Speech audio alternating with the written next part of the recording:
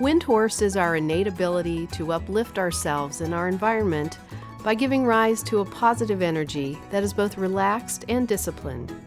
Since 1981, Windhorse Community Services has integrated this understanding with modern conventional therapies, meditation, and contemplative traditions in the development of at-home, whole-person mental health recovery. Windhorse Journal is dedicated to the mission of communicating decades of clinical and personal experience to professionals, educators, students, and anyone seeking recovery options. Please join the dialogue. Welcome to Windhorse Journal Entry 70, the integration of Windhorse and open dialogue.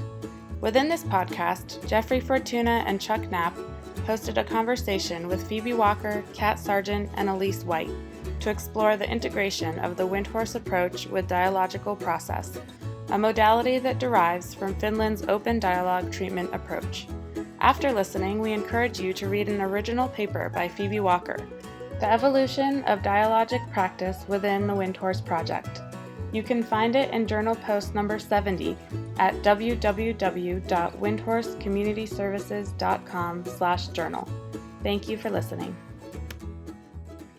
Welcome everyone to the Windhorse Journal. I'm your host, Chuck Knapp, and today's podcast will feature a conversation amongst our four distinguished guests who will demonstrate the brilliant and very human open dialogue approach. I've been aware of open dialogue for many years, and every time I get around people who are practicing it, I'm so struck as to its relevance in therapeutic settings as well as just healthy living in general. So I'm really pleased to be here with you all today and having this discussion. I'll begin by introducing our guests. Elise White has been working at Windhorse Integrative Mental Health in Northampton, Massachusetts for the past 15 years, where she is currently an associate team leader and member of the admissions team. She recently completed a 3-year training in open dialogue. Phoebe Walker started her work with Windhorse as the first graduate level intern in Northampton in 2001. She's been the clinical director there for almost 10 years. She was part of the first 2-year-long training in open dialogue to be offered in the U.S. with trainer Mary Olson, and completed a 3rd year of training in 2020 to become a trainer in open dialogue and dialogical processes.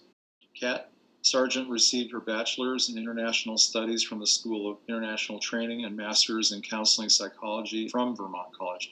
She has worked in gerontology and in public mental health as a therapist and our outreach team supervisor for over 20 years. Kat has been a member of a peer counseling community and has taught co-counseling on and off since she was a teen. She is originally from Eastern Connecticut, lived for almost a year in Denmark, and has found a profound sense of personal and professional kinship at Windhorse. Jeff Fortuna received his master's in contemplative psychotherapy at Naropa University in 1980 and served on the Naropa faculty until 1989. In 1981, he co-founded the first Windhorse Center, Maitri Psychological Services, in Boulder, Colorado. From 1989 to 92, Jeff founded and directed a Windhorse group in Halifax, Nova Scotia. In 1992, he co-founded Windhorse Associates in Northampton, Massachusetts, which is now Windhorse Integrative Mental Health, and served as the executive clinical director. In 2002, Jeff returned to Boulder as a co-director, senior therapist, and supervisor at Windhorse Community Services. Jeff has served as the director of the Windhorse Legacy Project since 2002 and has taught and published widely on the Windhorse approach.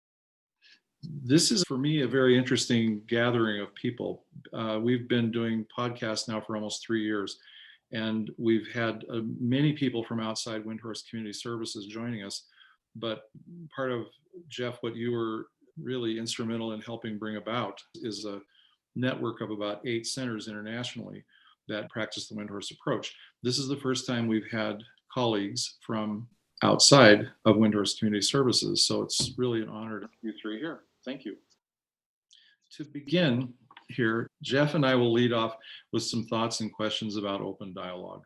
And from there, Elise, Kat, and Phoebe will be demonstrating the approach, helping us to understand this by example.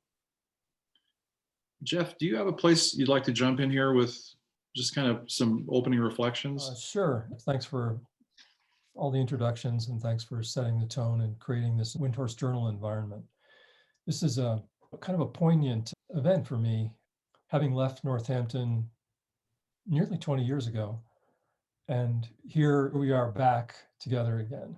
In a way, comparing notes about how Windhorse Northampton has been evolving. So being able to come back together full circle, it's a kind of reunion for us, and also to explore how each of us have been evolving over the 20 years. We had this theme this morning about how the Windhorse group in Northampton has been integrating open dialogue, both as a basic clinical approach and as a practice. I mean, that's why we're here today, is to really explore that. So this is really interesting to me to be able to catch up in a more formal way and see what you all have been doing over the last 20 years. It's good to be here. Mm-hmm. In terms of a beginning point, usually, as I understand it, in the open dialogue approach to conversation and communication, there's some kind of brief review of the history of the idea of how we came to the meeting, like who thought of this, what was their intention, or whose intention was it? And I think the intention probably arose, Chuck, from you and me in our work with the Windhorse Journal. And also I've been sharing my enthusiasm for, particularly I know about open dialogue from our longstanding relationship with Phoebe. And finally it was like, why don't we really sort of get into this? So, I mean, the history was this curiosity, because in a way, I think in the Windhorse international community, Northampton is something of an anomaly. I don't know if the other centers have so fully embraced a complementary way of going about the clinical work the way Northampton has. So this is kind of a very unique kind of evolutionary track that Northampton has been embarking on, has been following. Getting here, Chuck, what do you think about getting here? Mm-hmm. Well, as you were talking about that, I was reflecting on how you and I used to talk in the middle 90s, 1990s, about how Windhorse was evolving in different ecosystems differently. Yeah. And the intelligence present in one community would be a different condition than another. So this sounds like a very natural expression somehow of the world that you all find yourself back in Northampton that hasn't been so present here in Boulder. So in that sense, Chuck, maybe part of the story of this Northampton evolution is what motivated the folks in Northampton to even be open to open dialogue. Why study it in such depth? What was the motivation there? So that maybe some of that will become more clear today. One of the things that as I've been thinking about this and the exposure I've had to open dialogue, some reading, but I've been around some presentations. One that Nick Lucetti from Northampton did a long time ago at an ISPS conference. So he and another person did a demonstration. And then I was around another almost a full day open dialogue working presentation about 4 years ago. And I was so impressed with how it addressed very common elements. They had a lot of common ground with Windhorse approach. At the same time, it accentuated some of the real power of Windhorse, the relational aspect of the environment, and how to actually not just hold relationship as a good ideal and kind of equality in relationship as being a powerful element of our work, but it really, really takes more focus, and there's a lot of skills and awareness raising that one can do in the process of that.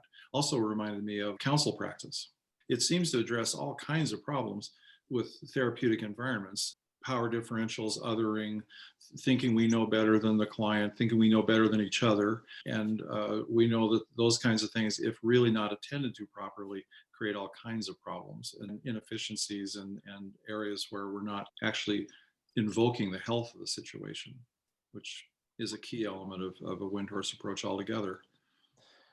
What's coming to mind, Chuck, as you're talking is the deeper evolutionary movement in work with highly disturbed people with psychosis and various kinds of extreme mental states, which was beginning to emerge in the 60s, 70s, 80s, which was this general development of a core idea of the practice and discipline of being with someone in trouble as opposed to doing to someone in trouble. And so, I mean, in some ways, all those different kinds of problems we all sort of know about in Western psychiatric institutions, all that you were describing, this whole kind of sense of developing the ability to be with, which we're also trying to develop today in our podcast dialogue. I mean, I've even noticed it sometimes in our podcast situations, especially now that we're doing them over Zoom, is they can quickly take the shape of a panel presentation where the individuals maybe are experts in their fields, and like myself included, and we'll just, as it were, pontificate about what we already know. Whereas today we're really trying to shift that dynamic. This is not a panel of professionals. We're trying to invoke this kind of environment and tangible feeling of being with each other in dialogue. And if we can achieve that today, that would be worth celebrating. Well, it remains to be seen and see how being with unfolds. So Jeff, the being with, there's a dyadic sense of that. And in Windhorse, there's plenty of dyadic work, but there's a lot of group work too. There's a lot of power in how our groups work, both with the clients and the families, as well as just amongst the professionals and the clinicians and the staff. And as I was reading about the form of open gathering of the people related to the situation, it reminded me of Max Jones's open system work. Back to your point about the 60s, and that was a very powerful thing that was going on that he had. It was. Yeah. I know I shared a story with you once, Jeff, about someone I knew that had worked with Max Jones at Fort Logan here in Denver. Yeah. And he said, and this is very smart guy, one of my old mentors, he said, I actually don't know what worked there, what was helpful, but he said, when you got everybody together in those meetings, everybody from the delivery person to the director of the center, and you were kind of sharing equal ground as far as votes and power and communication, there was some real magic that came into that situation. So yeah. I have a hunch that they were tapping into the same thing that open dialogue is. I think an example of that, Chuck, is that Max is introducing part of a meeting which he called a process review. Yes. Which is at the end of a community meeting where people would reflect on what just happened. Yeah. And of course, coincidentally, that idea is very powerful. The reflective process and open dialogue is resonant with that. It's very similar. Yeah. So it's a deep, very, very kind of deep, almost an instinct. Yeah. How are we going to wake up in this situation and understand and learn from what our own experience, like that kind of deep inquisitiveness, creating shapes so that can manifest. Yeah. Shapes like open dialogue. Yeah. So now, please, Kat, Elise, Phoebe. I was wondering, do you think it makes sense to just spend a minute on what's the difference between open dialogue and dialogical process? Just kind of defining terms. Yeah, so open dialogue refers to the particular form of treatment in Western Lapland, Finland, which for various reasons can't really be replicated in the context of the US or in other countries maybe as well. So that's a particular form, whereas what happens mostly outside of Finland is that people are adopting dialogical processes into their models of care or treatment in some way or another, which is essentially what we've been attempting to do at Windhorse and with some of the families we work with, and also within the context of how we relate to one another on teams and among the staff. Thank you. So we were thinking that we would do a mini version of something that sort of looks like a network meeting as it would happen in open dialogue and dialogic process. And I would be in the role of interviewer and be speaking with Elise and Phoebe. And at some point, Jeff and I will turn to one another and reflect together about what we're hearing. And just as a note for you, Jeff, and also for the audience, the emphasis in the reflective process, which is a big part of the dialogic process that we've been working with, is to kind of shift the traditional clinical gaze, to step outside of the traditional clinical gaze of how I think many of us originally in our training were taught to look for a diagnosis or look for a problem or look for something to fix, the be in that doing to space that you were referencing. So just to get in the stepping towards the being with, the reflections live in the realm of looking for what's resonating with us as we're listening to a conversation, from our, resonances from our own experience, noticing if images arise. It might be a metaphor or a phrase from a poem, an image of something in nature. Are there particular phrases or concepts that you find really striking? And also you can look at kind of what do you notice about energy? What's happening with your energy as you listen? What do you observe about the group energy as the conversation unfolds? And all of those things are places to tap into a reflective stance. And I think it's fair to say that it's more embodied. It's relating to the conversation in a more embodied way than many of us were, say, originally trained to do in our roles, in our professional roles. So I'll just say that both for our audience, that's some notion of dialogical process reflecting, and also for you, Jeff, so that when we turn to one another, there's a little bit of a framework of how we'll be speaking about what we've heard. I am so excited to have this conversation with the two of you. I so appreciate how you relate to these concepts and these practices, both the Windhorse ones and the dialogical ones. And I am so overfull of questions that I feel like I'm about to explode. But I think the one that has most meaning for me in the moment is, I'm curious what you would be disappointed if it didn't get covered today. In the realm of dialogic process, or the marriage of dialogic process and Windhorse, like what has deepest meaning for you? Might be a weird place to start, but in caring about you and reaching out to you in the conversation, that's my deepest curiosity. Actually, I appreciate your question, Kat, because I was thinking this morning on my run of just that question and sort of grappling with how to fit in the history and context and things around open dialogue in Finland and here, and sort of wanting to leave all that behind and get to what feels like kind of the essence of my connection, or Windhorse's connection, with the dialogical process, which I was trying to remember also how the catch happened, because I think over time I've learned more and more how good of a fit it is, sort of like how I stumbled upon Windhorse. It was like, oh, and then like as time goes on, just feel more and more that it's just the right fit in some way or another for me, Windhorse. And I feel similarly around dialogical processes. So in essence, to me, I think that aside from the model in Finland, because each context is different, as we were saying, even within Windhorse context, that the two principles of dialogical practice that really speak to the connection between Windhorse and open dialogue are tolerating uncertainty and polyphony, and that those two principles can be brought to any conversation. So then the other thing that keeps coming to mind is this idea of environment and kind of the ecology and sort of tapestry of the situation, and that in both practices, you're kind of sinking into what's already there and attuning to it and witnessing it and making room for it. And that there's this sense that within the network of a family, or even within the context of a person who's struggling, that there's equal amounts. I mean, I don't even know that you can separate wisdom and non-wisdom, like that the resources are there and they're happening all the time.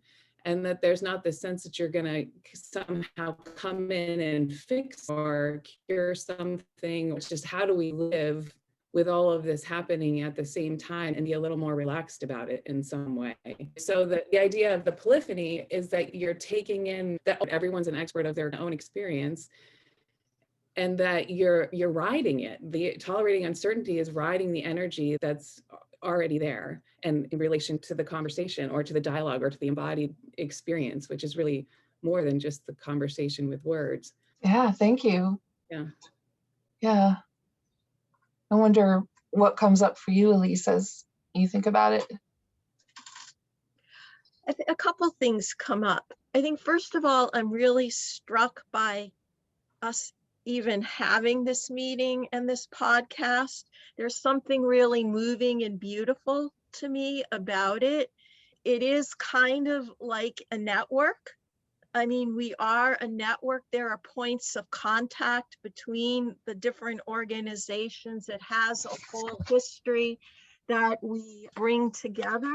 I feel like there's a sense of aliveness in it, and that it expresses our mutual curiosity and desire to learn and grow, which is exciting, if not a little intimidating, being with people steeped with such rich experience. If I think about what I would really want people to come away with, is dialogue is about being human. Like when we did a recent training at Windhorse and someone read a couple articles, she talked about how it seemed like dialogical process was both complex, but really simple. Mhm. And it really is the stuff and essence of life. And it reminds me when I first came to Windhorse and was introduced to practice, that the first level of Shambhala training is the art of being human. And dialogue is about the art of being human, the stuff of being human. So it's not just a method, it's a way of being and experiencing and living and engaging in the world. And I think that's really profound. And I think while Phoebe began to integrate aspects of different forms into Windhorse, I think what drew me and motivated me to take the training was the places in my work and my personal life where I would get stuck, where it seemed hard. And I wanted to look at why it got stuck and what I brought to those situations. And it really was those places where I experienced a lot of contradictions and differences and dissonances. And I would either find myself withdrawing or reacting or feeling overwhelmed and wanting to be able to move more fluidly in those situations. It's places where I would start to feel cut off and wanting to know more how to stay in connection. And I think that can happen where we work at times. We have teams with multiple viewpoints. Even on basic attendance shifts, there would be moments where it would feel stuck. Elise, I want to make sure I'm tracking. Are you saying Okay. that working with the dialogical process notion of polyphony, you are approaching learning about polyphony as a way of also learning how to tolerate those disparate positions that were being held on a team? Or yeah, I think that makes sense. There's something about the dialogical process not being an end in an end, but valuable in and of itself because it is about being human and being in relationship with others. And sometimes when we're in relationship with others, it can get messy and complicated, and we can have differences of viewpoints. Even internally, we can have differences of viewpoints. And how do you move within those differences to find our common humanity and sense of connection? I can definitely imagine that play in a collegial team realm and in a family or network realm. So that's a little bit, again, the merging of Windhorse and dialogical processes. And I would say too, to dovetail with Elise, that was probably the most profound thing that has come out of the training for me, was around tolerating differences. And particularly as a leader, I sort of took the training at the time I was stepping in to be the clinical director. And I was a very opinionated, fiery kind of person. And I thought I was right a lot of the time, and would sort of find myself jarring with other opinions. And what the training and practice really does is allow me to rest in the collective expertise, that one truth doesn't have to cancel out another, but that there's something in between all of these expert experiences that helps us find our way forward together. And so that, I mean, even even just relaxing some of the physical discomfort when somebody is disagreeing with you, it's probably the most profound thing that's helped me as a leader, which has in some ways nothing to do with the formal practice of open dialogue in Finland or the way that the dialogical practices happen here with families in the US.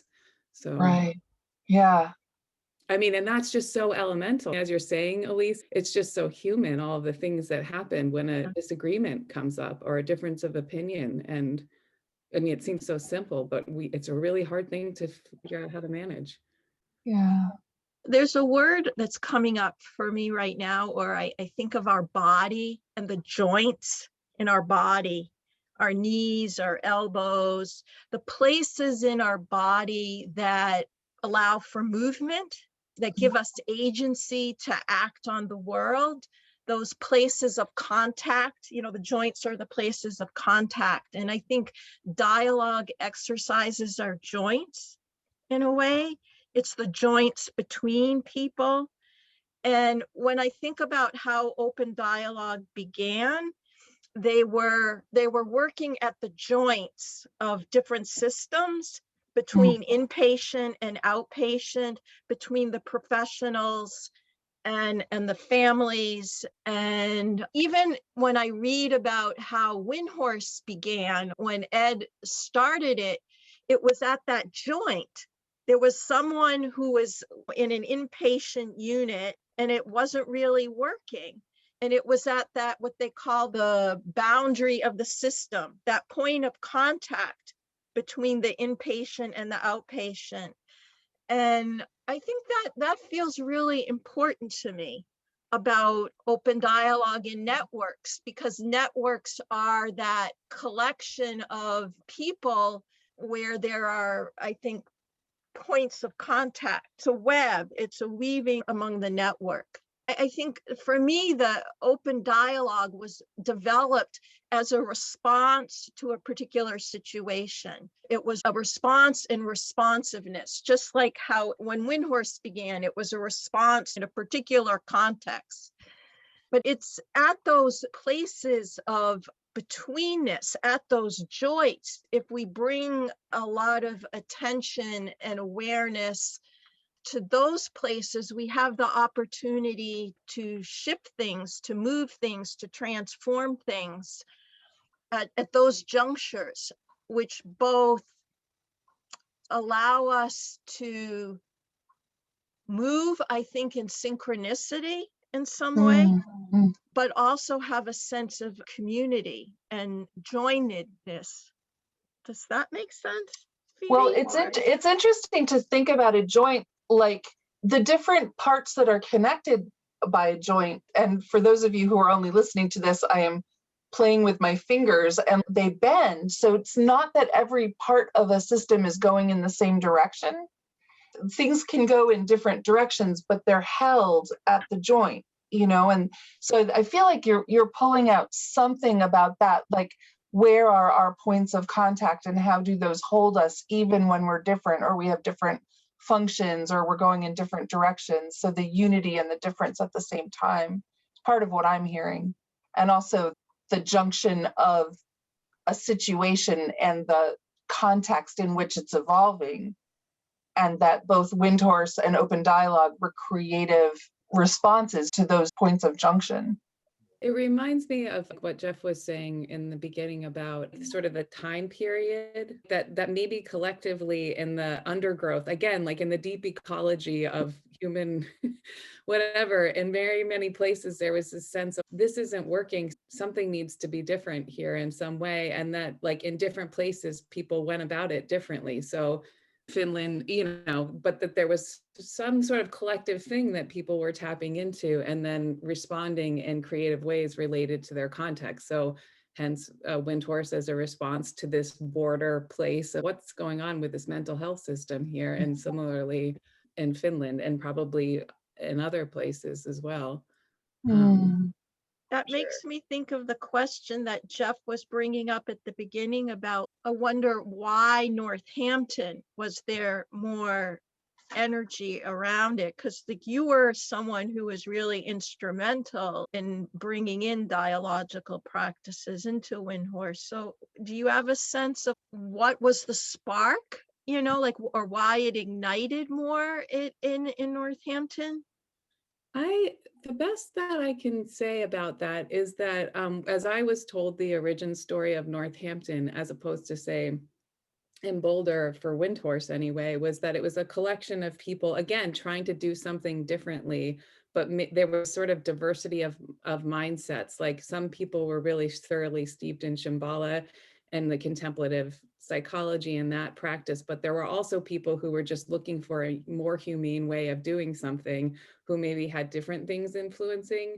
Whereas in Boulder, the sort of root of Naropa and the contemplative psychology program sort of feeding in, so that I think we've always been working in Northampton with more of a kind of diversity of mindset that has been challenging at times. I think that's part of it. And also that Nick Lucetti and Mary Tibbetts were really trying to articulate something about the Windhorse experience. And I think originally, because it's so hard to articulate in some ways to the Western world or the Western mental health system, because it's such a fundamentally different stance. One being that we're all separate and that illnesses reside in people, particular people, and the other being that we are not separate at all, and that a manifestation of distress is representative of a system in distress, basically. It's a totally fundamentally different stance. So I think they were trying to articulate, and they got going into Buber and sort of our roots, and really trying to describe what is this kind of intersubjective experience we're having, and shine a light into the living quality of things. And that also timed with Mary Olson's work, who was also living in this area and teaching at Smith College, like that there was a kind of collection of timing again too that happened, that sort of potentiated.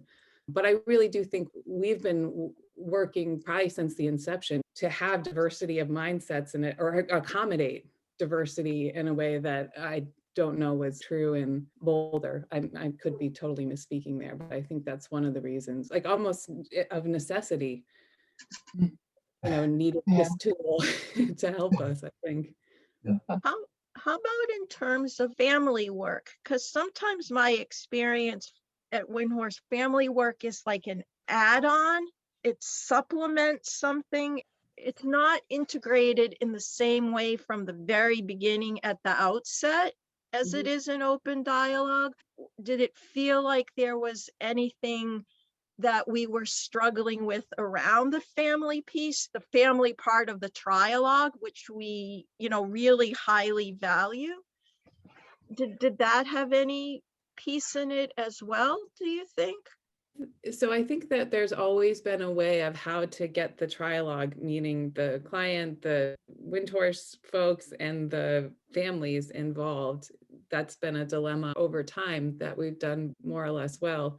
But honestly, I don't know. I think that the need that was being answered by open dialogue was also some reinforcement of this different stance, something that was happening out there that was similar to the Windhorse stance, again, in terms of the tolerance of uncertainty and the interconnectedness of all of us. So, we've always had a need to work with families better, but I don't know that that was as poignant as it was the kind of underpinnings of the approach that felt so in sync with Windhorse, and almost a way to help us talk about what we're doing at Windhorse and add more language and also more like heft or meat, in the face of so much of the context here, which is so different, like that totally different stance. So I feel like we were reaching for comradeship in some way or another of how we understood this basic human phenomenon of being interrelated and where distress comes from. And if you asked Mary or Nick, they might have a different answer. And maybe that's why it's still a little bit adjunct. Maybe that's why the family work that we do is a little after the fact. We start a team, or maybe that says something. I don't know, but The word that really struck me when you were talking was comradeship. As if there's a way sometimes as an organization who works in a way that might be considered alternative, it could feel lonely at times, particularly when we're trying to communicate what we're doing to other people and trying to find a language to intersect with other people's language. And at that time also, I think we were going through a lot of internal disruption between people who had a long history at Windhorse, who were steeped in the roots, and new people coming in, and how we dealt with that dissonance at times. So that seems really in sync with open dialogue, where we're trying to find a common language. Like everybody comes in with a history behind the words and language that we're using. It's steeped with meaning and emotion and experience.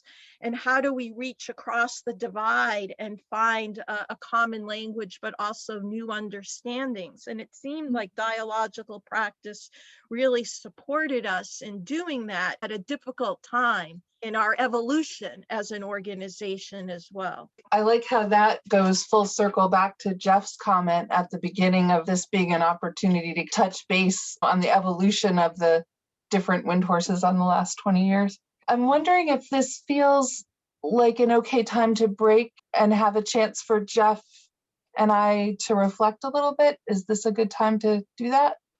Great. Yeah? Okay. Sure. What I noticed today in being with this conversation is that most of what came up for me was in the realm of kind of striking phrases.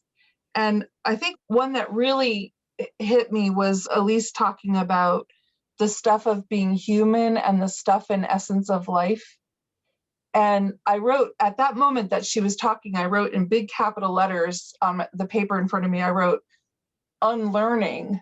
And also the being with versus doing to, which is, I think, your term, Jeff, earlier. There's something, just these thoughts were coming over me and these sensations of how, like, it amazes me that in the business of relating with other human beings, going through various kinds of struggle, that it takes forms to help us be with the stuff and essence of life. Like, and what do we have to unlearn to arrive there? And I feel like both being at Windhorse personally and the 3 years of the dialogic process training, in both of those cases, a lot of what I was up to was unlearning, my professional training. So that's what jumped out at me in terms of a reflection from listening to these two. One of the things. Interesting. Yeah. And I think what you're saying, Kat, is also, it's connecting with some of the impressions I was also having listening to this and experiencing this conversation you were having, which was, for me, I was feeling it as the process of getting lost and getting found. Mm. And so I'm listening, and it's more difficult listening over Zoom, of course, because it's not in each other's presence. So I'm sort of straining a bit, trying to listen, as it were. And there was discussion, I think Elise was also pointing out this phenomena of when we're getting lost, stuck, overwhelmed, this kind of dissonance, but particularly getting lost. And so there was so much in what was being said, I would sometimes feel like I was getting lost or being lost. And I could hear the words. And so there was this image that was coming to mind, which is of our solar system. That each of us, we're on a different planet. And we're like reaching across this vast space to try to communicate. Yeah, we're all speaking English. Okay, I get that. That's a given. But then beyond that, I'd go in and out of being lost and found. And I thought that it maybe has something to do with what you're saying, Kat, about this unlearning. Because it may be that in a moment when I'm getting lost, for example, I've lost some kind of sort of familiar reference point, and I'm in a space of not knowing, which is probably what Phoebe was referring to in terms of tolerating uncertainty, which is also for me tolerating not knowing. For a short moment or maybe a longer moment. But there's something about being in relation that would anchor me, so I wouldn't really drift off into my own extreme state, which is probably extreme loneliness beyond Pluto. That's what my extreme state would be, Yeah. like really lost. So the grounding of being in someone's presence, even though I might be getting lost in what they're saying for a moment, felt healthy. Hmm. I just Wow. feel healthy that way. Yeah.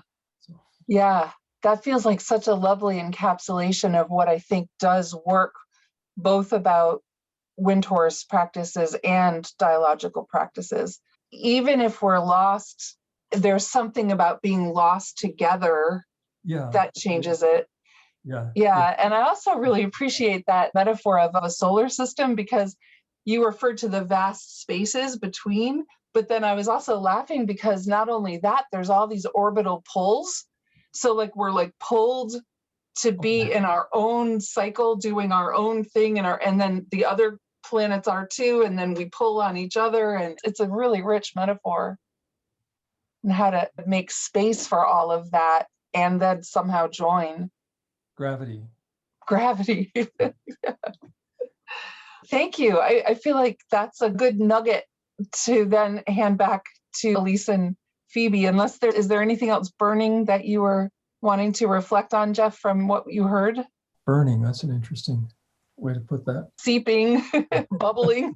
I think one thing I was also aware of that maybe we could talk more about is how to understand the relationship between Windhorse and open dialogue.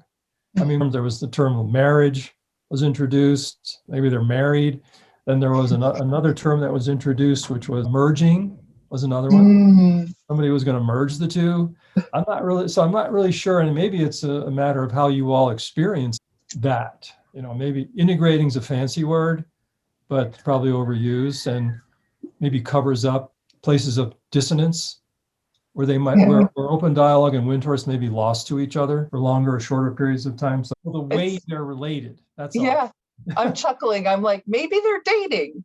Maybe they're courting. That's a great thing to end on. So let's hand it back. And Elise and Phoebe, I'm wondering what arose in you as you listened to Jeff and I reflecting. I felt a relief, and Jeff mentioning the lost and found. I think that's it feels like such a familiar experience in the work, in an actual network meeting. That just felt like a relief to hear that. Mm-hmm. And it feels like a common experience. I was deeply moved by Jeff's reflection. And in fact, it was quite profound for me, not in a global sense, but in terms of the immediacy of what I'm feeling in this meeting together. I could feel myself getting lost as I was talking. There was so much that was on my mind. And when I came back to talking to Phoebe directly, it was my anchor. Like it brought me back to the present, like I felt more grounded rather than caught up in like, what should I say? How much should I say? When should I say it? Suddenly I came back to Earth rather than being lost in the solar system in a way. So it to me was an example of a really helpful reflection.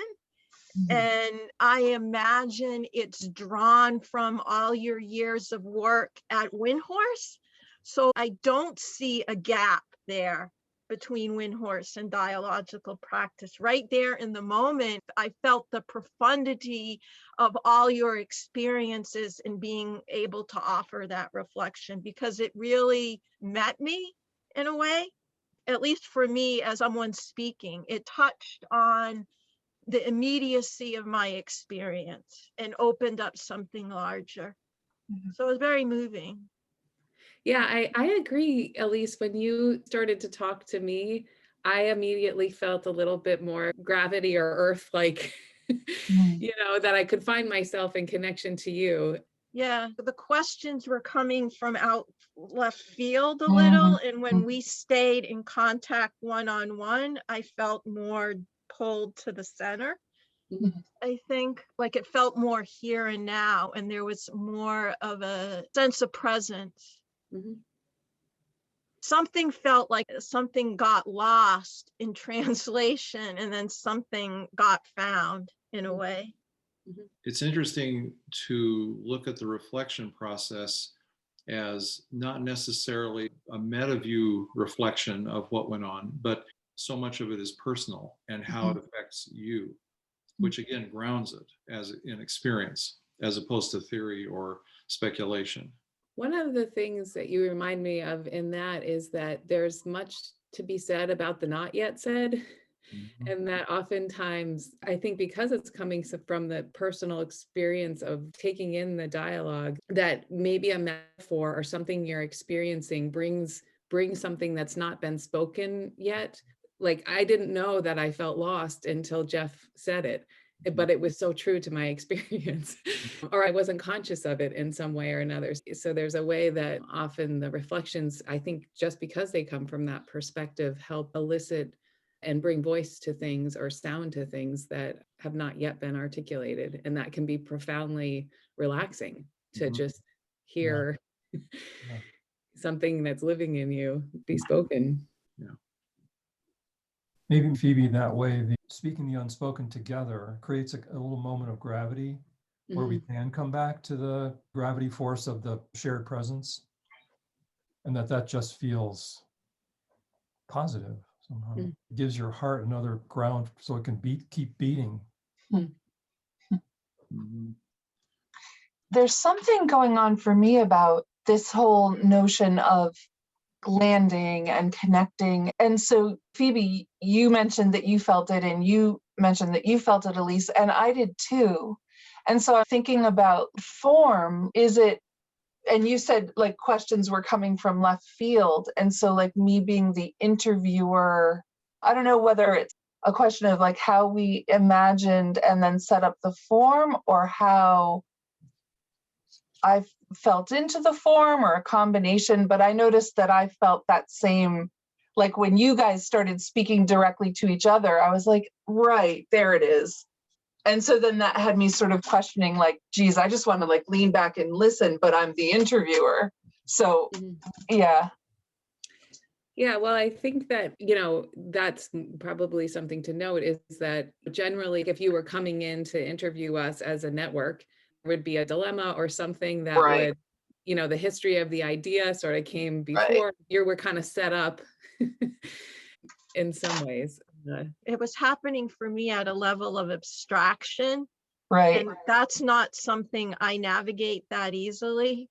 Like I can get very lost in abstractions, and because I see connections between everything, which is part of my challenge and my edge. And also your gift. Even the word gravity struck me, because the situation, being on Zoom, having to talk before an audience, had a level of gravity to me, which sent me spiraling out. And I needed something to I needed the force of gravity, which then makes me think of body-mind synchronization, joining heaven and earth. And there was something about that metaphor that did that for me. It really joined the two in a meaningful way. And also really exposed my sense of humanness, like we're really 5 people, human beings here, getting together, talking about very profound issues, but we muddle our way through it. And there's joy and pain in both of them, but we're kind of finding each other.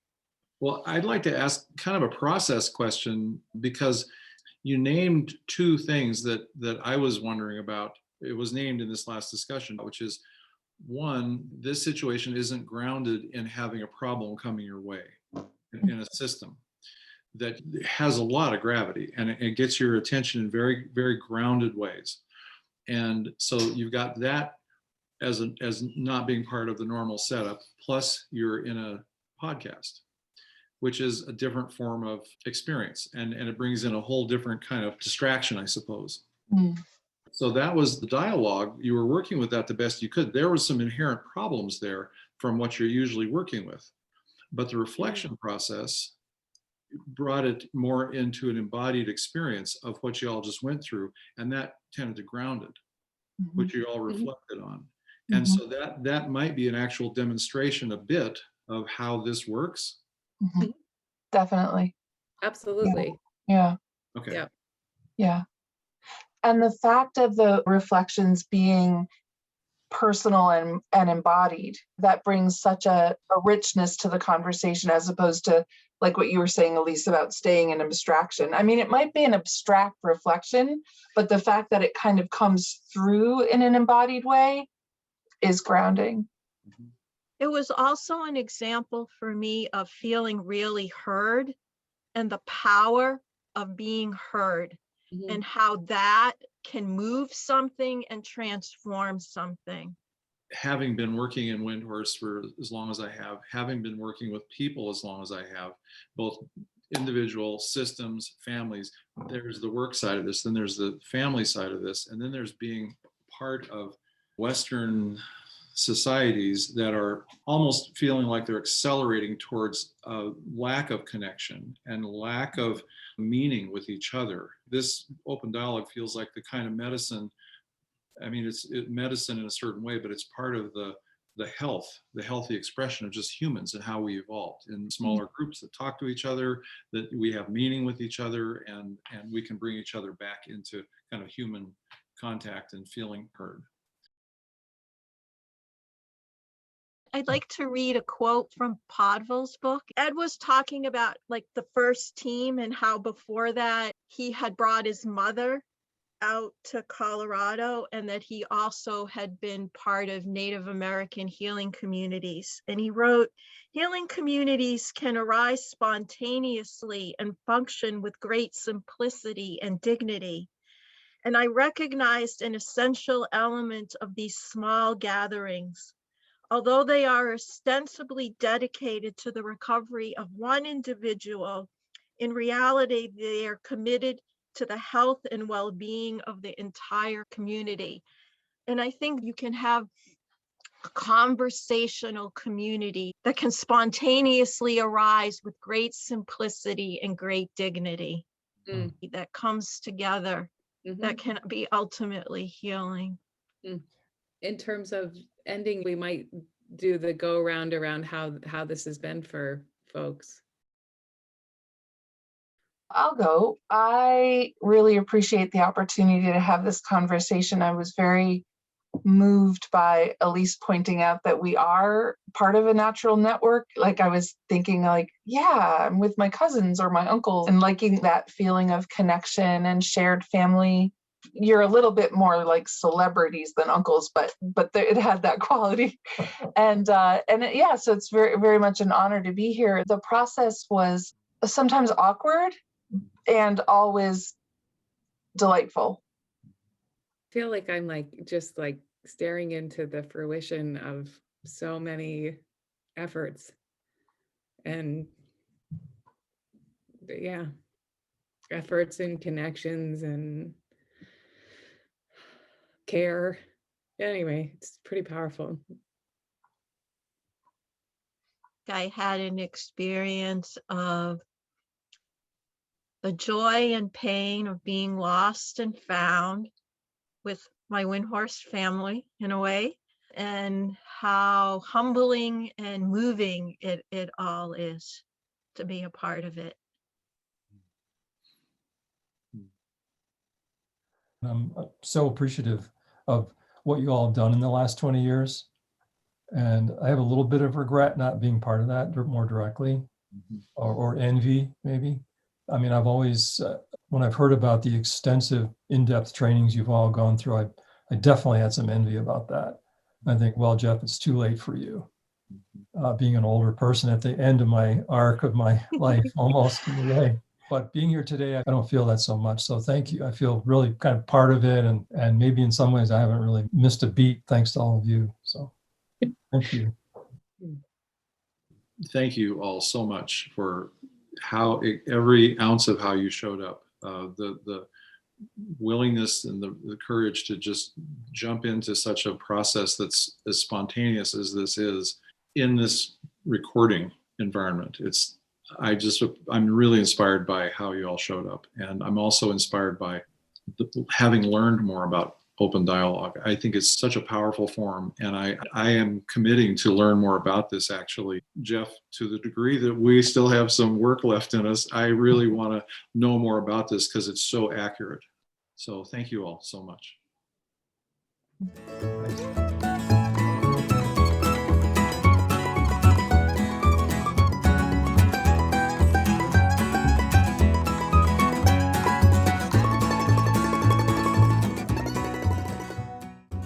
Thank you for listening to the Windhorse Journal Entry 70, the integration of Windhorse and open dialogue.